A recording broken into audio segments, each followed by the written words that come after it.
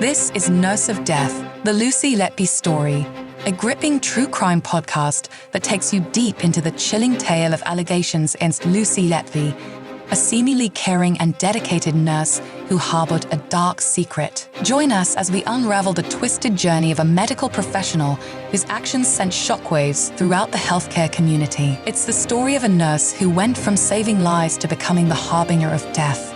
This is Nurse of Death, the Lucy Letby story.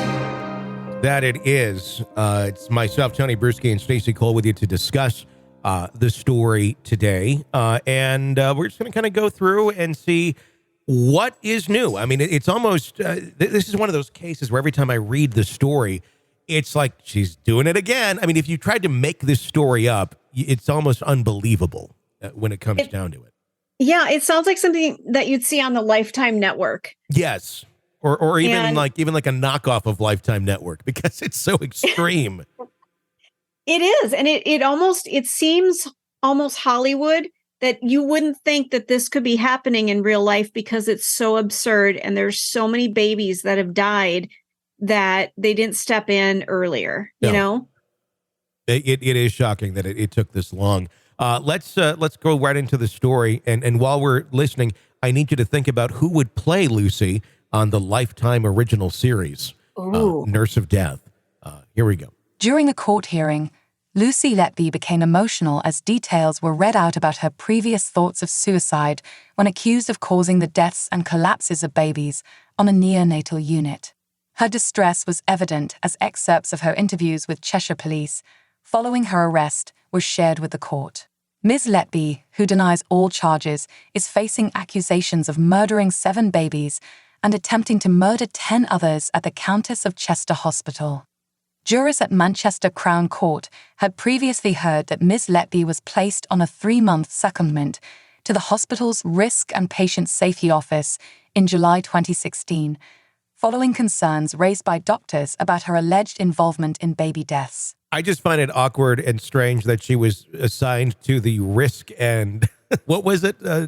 Department, the Risk and Safety Department, when she is like, she's being moved out of nursing because of risks and safety. But let's put her in that department, because what could possibly go wrong? Exactly. It's like, of all the, like, put her like in the lunchroom or something. Have her put the salad bar together. Although she'd probably put something in the ranch. I was just going to say she might be, lacing things with sedatives and stuff. I don't know. There's really not a safe place to put her. Let's continue on. It was there that she was informed that she would be placed under clinical supervision. During her arrest in July 2018, Ms. Letby told detectives that she felt panicked and overwhelmed and had suicidal thoughts during this time. The court was shown a note found in Ms. Letby's home during a police search that read, "I don't deserve to live.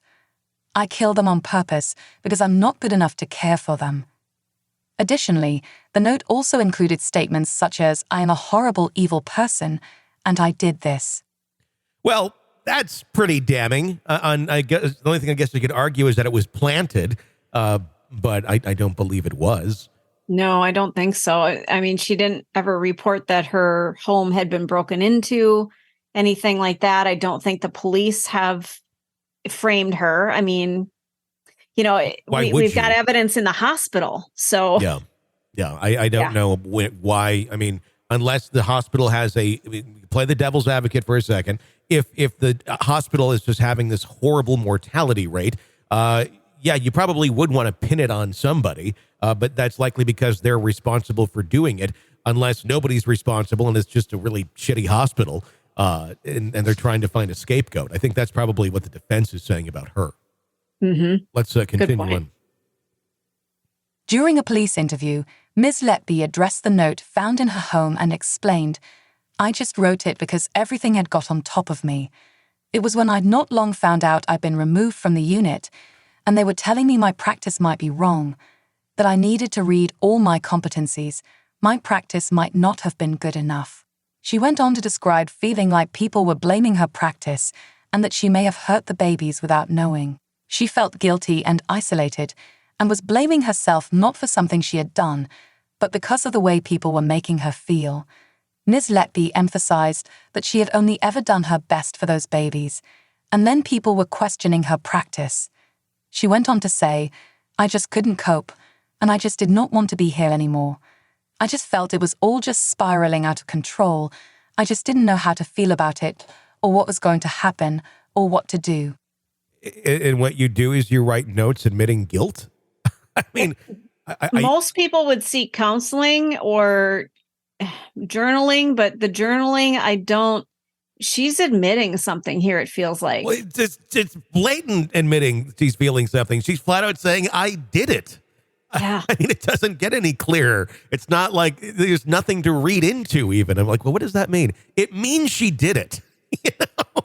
It's a confession. It's about what it feels like. It is. It's about as clear as it gets. Let's continue on. The detective asked Lucy, what people were they? Ms. Letby replied, "The trust and the staff on the unit." The detective then asked her, "Did you ever make any mistakes?" "No," replied Ms. Letby. The detective inquired about the note found in Ms. Letby's home, asking how would you describe the note as a whole. Ms. Letby responded, "It was just a way of me getting my feelings out onto paper. It just helps me process it a bit more. I felt if my practice hadn't been right, then I had killed them, and that was why I wasn't good enough." The detective then asked, "In what way do you think your practice might have been the reason why these babies have died?" Ms. Letby replied, "I didn't know. I thought maybe I'd missed something. Maybe I hadn't acted quickly enough." The detective continued, "And you felt evil." Ms. Letby affirmed, "Other people would perceive me as being evil, yes, if I had missed something." Yeah. I don't buy any of it. I mean, it's just very much, yeah, you are evil, and you seem to be able to do all, I mean, she was stalking some of the parents on Facebook of the children that were murdered after the fact. And that is really concerning. It's one thing to feel grief. I know when I worked in the vet clinic and we lost a patient or someone came in to euthanize their pet and I knew them on Facebook, I reached out, maybe sent them a message, or when they posted that they had lost their pet, I did the little care emoji, that kind of thing. But she wasn't doing that. She was looking them up and not doing anything. She wasn't saying, "I'm so sorry for your loss" or anything. She was just stalking them. Mm-hmm. Yeah, it's a little bizarre when you do that sort of behavior, or when your baby dies and you're gleefully saying, "Hey, look at this picture we took together last night." Right? Yeah. There's something very wrong with you and your compass and your way of thinking if that's what is going through your mind. So it's a very damning case. Of course, we have coverage for you on this channel every single day as the trial continues. In the Nurse of Death case, the trial of Lucy Letby. Hey, Tony. Yeah. I was thinking Scarlett Johansson. Oh, we didn't go back and address that. Scarlett Johansson for the character on the Lifetime version. That's who gets my vote. Scarlett Johansson. That's probably a good one. I was just thinking in line of how, everything is on Lifetime. I think I would go with Candace Cameron again. Yes. With a very special appearance by Aunt Becky as well. There you go. Because she's been fired, and I think it's time to bring her back. And I think maybe Aunt Becky can be the one that it's like catches her in the act. And they all and they all have to have very bad British accents as well. Even better. That they just learned. Watch for it. It's coming up this weekend, 9/8 Central on Lifetime. You're listening to the Hidden Killers Podcast. Hidden Killers Podcast with Tony Bruschi. If you want to weigh in on any of the cases that we are following for you right here, you can do it. All you have to do is pick up the phone and call 888-5-KILLER to 888-554-5537 to weigh in. We'd love to hear your voice. For Stacy, I'm Tony. Stay with us.